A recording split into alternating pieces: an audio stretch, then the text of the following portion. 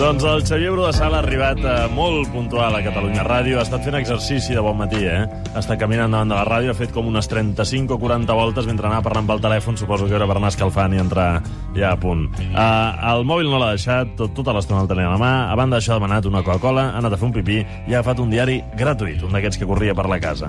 Ha vingut vestit molt elegant, pantalons americana de joc, molt seriosos, però... D'un enterrament, venia. Ah, vaja. Caram.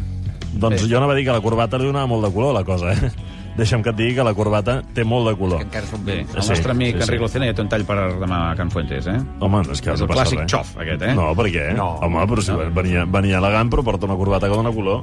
Tot és vida, A banda d'això, una camisa una mica confusa. Era aquell color que, si fos meva, et diria que era blanca, però ha passat moltes vegades per la rentadora. En el seu cas, és un blau cel clar, o un gris trencat, un blanc trencat, aquestes coses.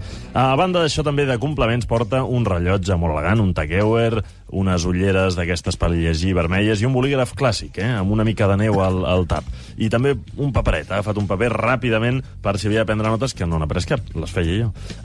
El van ensarronar, com ell diu, amb el Consell de les Arts i diu que no era la persona idònia. Ara hi han posat a Francesc Guardans. És el que hi ha. Reparteix joc... No confondre amb Ignasi Guardans, No. L'han posat a una altra banda. No.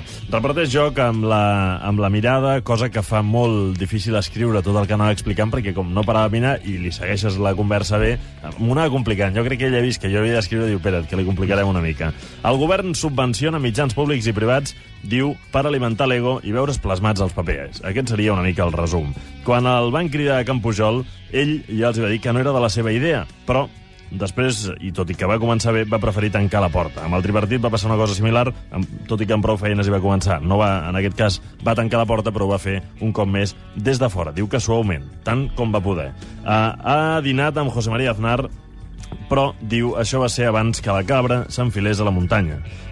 I, per cert, no poseu els peus, si ens esteu escoltant, al damunt de la taula, perquè som gent de cultura, ordenats i amb història, i això no ho fem nosaltres.